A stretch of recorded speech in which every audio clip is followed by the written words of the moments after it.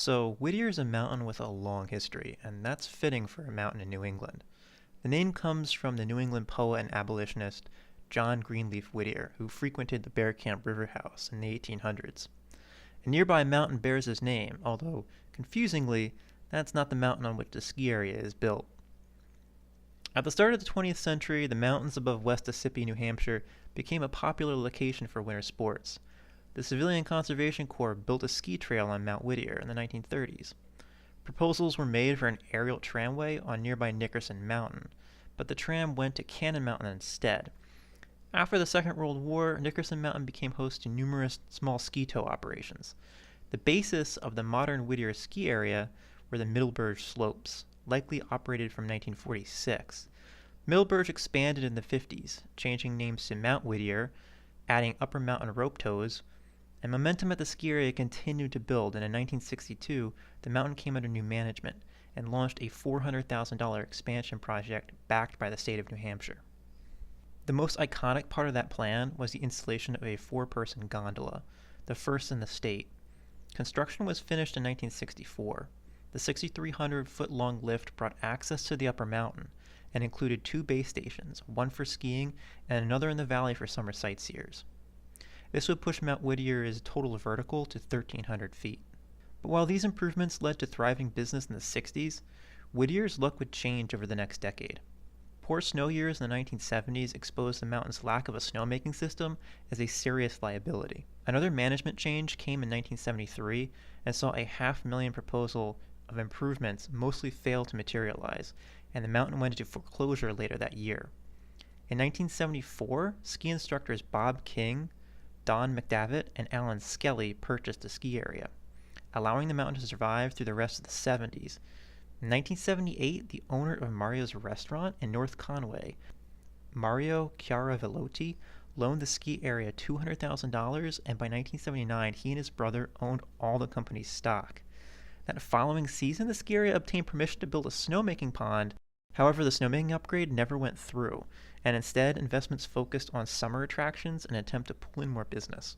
This failed, and subsequent poor winters and growing debt caused Whittier to close for good in 1985, bringing a nearly 40-year chapter of New England ski history to a close with it. Hello and welcome to another Lost Ski Area tour. I'm Avery Zucco, and this is Mount Whittier in West Ossippee, New Hampshire, on this windy November afternoon. This is a big lost ski area, and I think it's one of the more well-known ones because it happens to be the unique lost ski area with an abandoned gondola.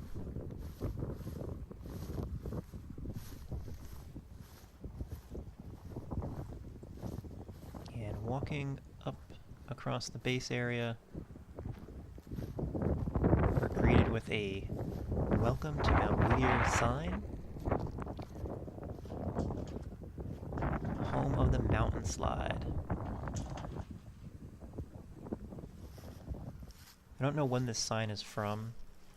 The mountain slide is a kind of Alpine slide. It was a summer attraction. And I know they operated some kind of mountain slide well after the ski area closed. That kept going through the 90s. It might have even gone into the early 2000s. That's the lodge right there. Seen better days.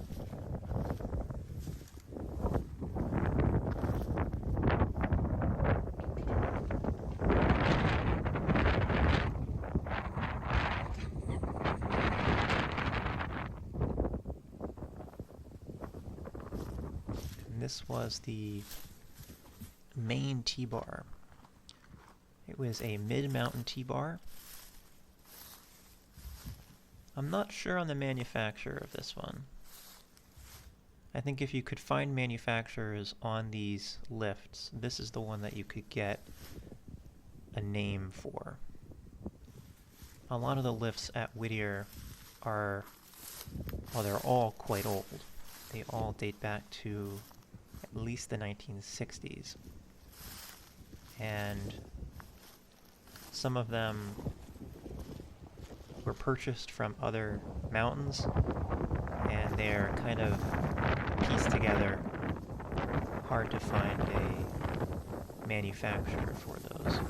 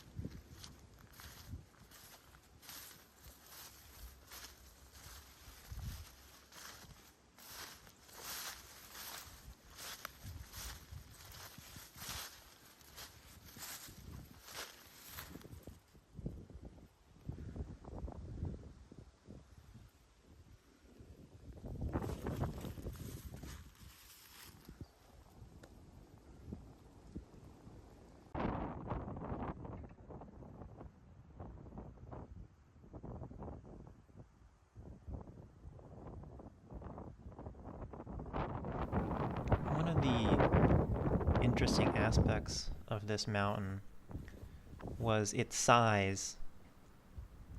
The fact that it's 1,300 vertical feet, which is a mid-sized mountain for even today, and certainly back in the 1960s, that was pretty big. It was a large ski area, coupled with the fact that they didn't operate any chairlifts at any point during Whittier's history. They added the gondola in the 1960s, but otherwise they operated the whole mountain with just surface lifts. So they have a number of T-bars here. First one was either the Mount Whittier T-bar, or it may have had another name, I'm not sure. This one is the Bear Camp T-bar. I am sure on that name. This one's pretty old as well. I think this is one of the ones that was sort of put together from parts, I think, from another mountain.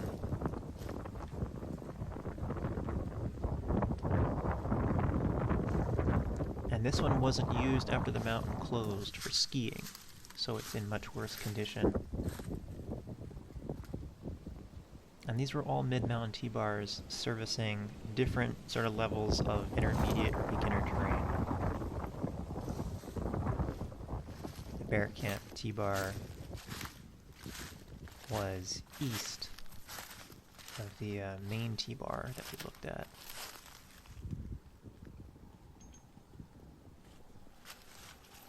When moving west to east across the base towards the gondola station.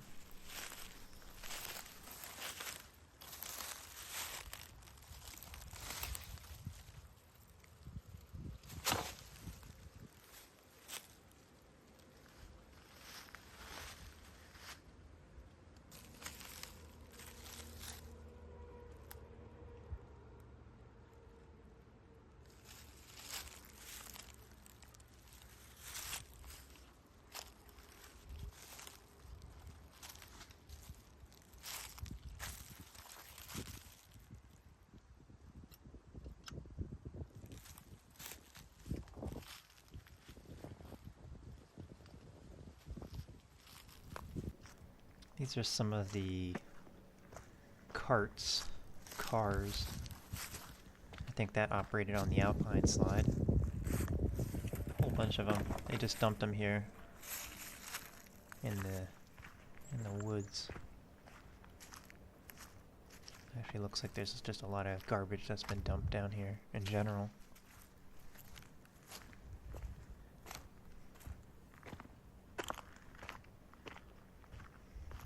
And the fact that they didn't install any chairlifts kind of shows you how bad things were financially in the 1970s for Whittier. They weren't able to expand. There were plans to do this, to upgrade the lift infrastructure, but it was never done. A mountain that really was a tale of two decades. The 1960s saw a lot of growth, and the 1970s saw a lot of stagnation and financial hard times. So this is the bottom terminal of the gondola, installed in 1963 to 1964. 1964 was the first year it operated. I think the construction started in 1963.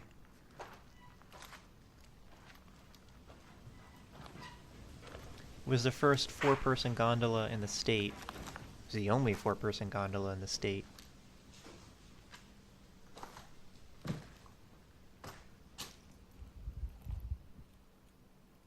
And it was quite an attraction when it opened. It was built with state funds as well. The state of New Hampshire used development money to get it built.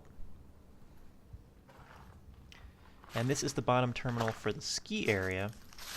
There's actually another bottom terminal even further down on the other side of the highway in the valley below the mountain.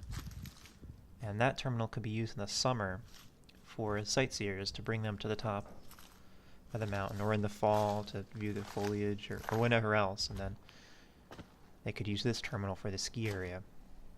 So it was really well thought out.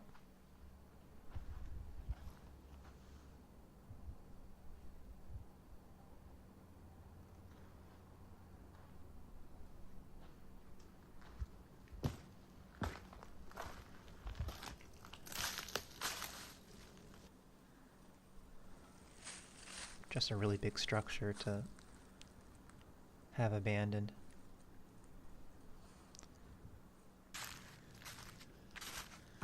So, with the lifts all shut down, getting to the top of the mountain is a little bit harder. This is the last of the T-bars. This was the gondola T-bar, which ran up the gondola lift line about halfway up the mountain, right to where it starts to get much steeper.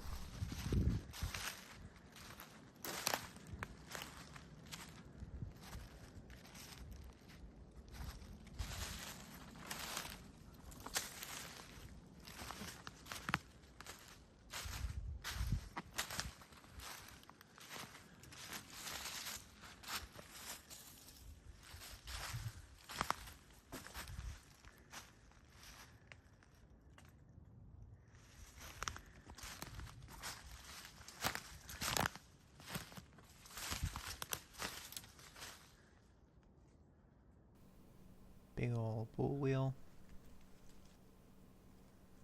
The haul rope is missing from this one.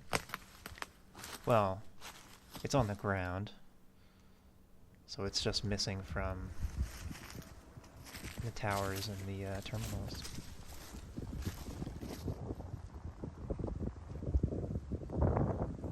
So I kind of zigzagged to get up here. I thought about hiking straight up the lift line, but that was not a great idea. And so I went east to west, back over to the other side of the mountain, back towards the top of the Whittier, or whatever that main T-bar was called. And the trails over on this side of the mountain are still somewhat clear. There were 2 or 3 big, wide open slopes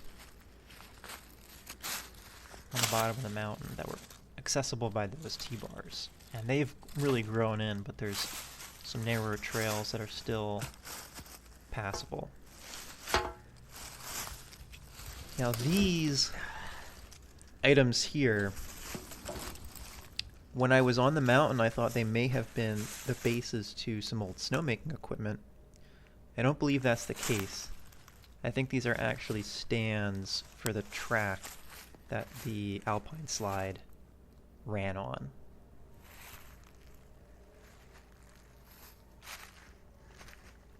And Whittier did have a snowmaking system. New England ski history cites that they had snowmaking on a third of the mountain, and I trust them as a source. It was installed, I think, in the late 60s, early 1970s. It wasn't adequate for the size of the mountain. and it was never upgraded, and it was never extended over the rest of the mountain, which is one of the problems that Whittier really had. It had a lot of terrain, it had a lot of vertical drop, but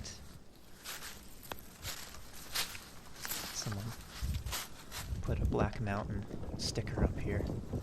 This is the top of that T-bar, that main mid-mountain T-bar that we saw from the base area. This is the top terminal of that. But they didn't have the snowmaking infrastructure to be competitive. They relied pretty much exclusively on natural snowfall, and in the 1960s that was either more prevalent or just other mountains that they were competing with also didn't have a lot of snowmaking, so it didn't really matter. But as time went on, they really failed to keep up, and they were not able to be competitive for that reason.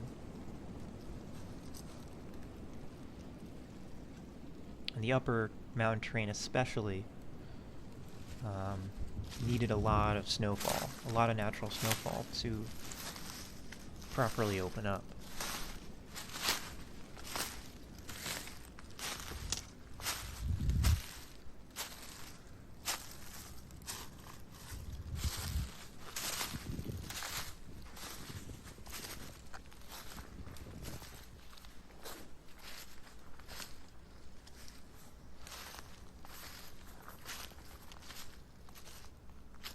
Catch a little view here. They're looking northeast.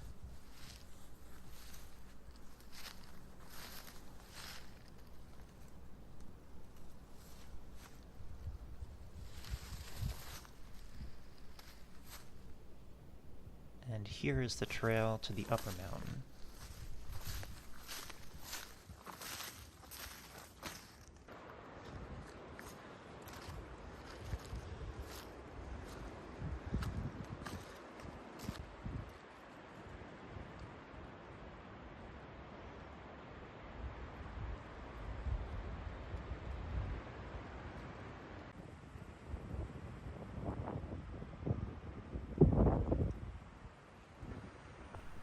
Here we are arriving at the mountaintop.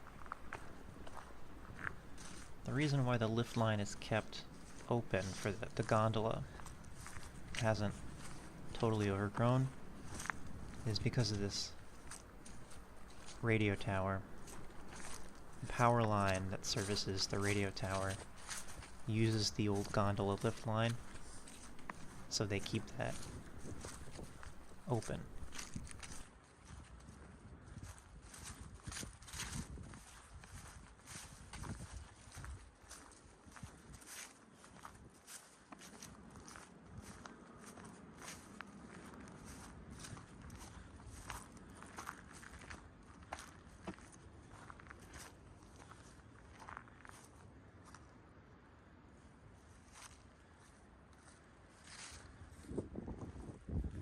It has deteriorated quite a bit.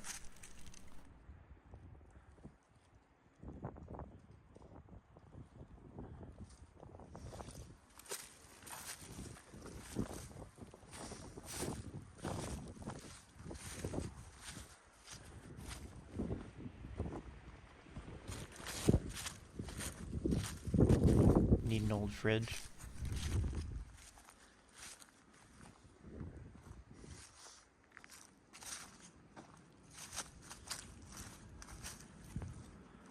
And here we're looking northeast again, down the gondola lift line.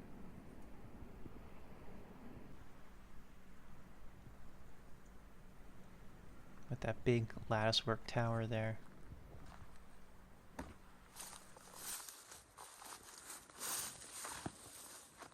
Not sure how many towers there were in the lift line, but it was a 6,300 foot long gondola from the valley to the summit station. You still have the paint there on the front.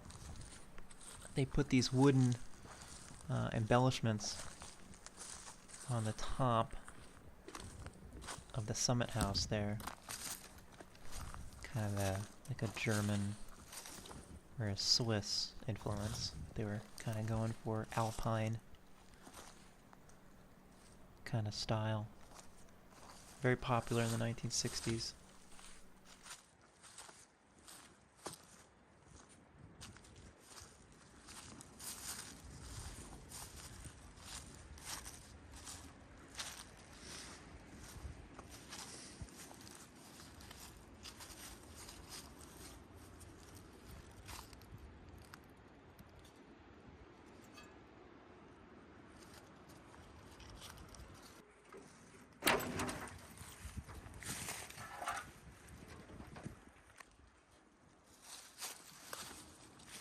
Yeah, I don't know.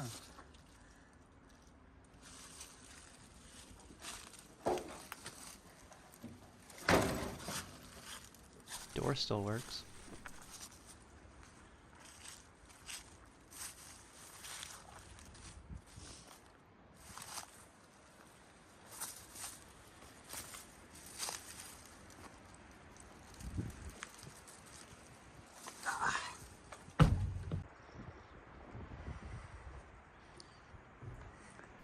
And here is the top terminal for the gondola. No fancy high-speed gondola. In those days,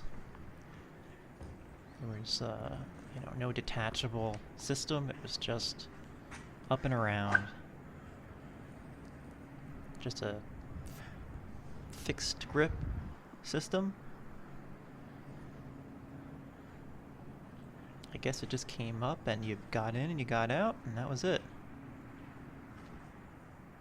And that brings us to the conclusion of this tour. Hope you enjoyed that video, and if you want to see more of these, go ahead and subscribe to this channel, show your support, and I'll see you next time.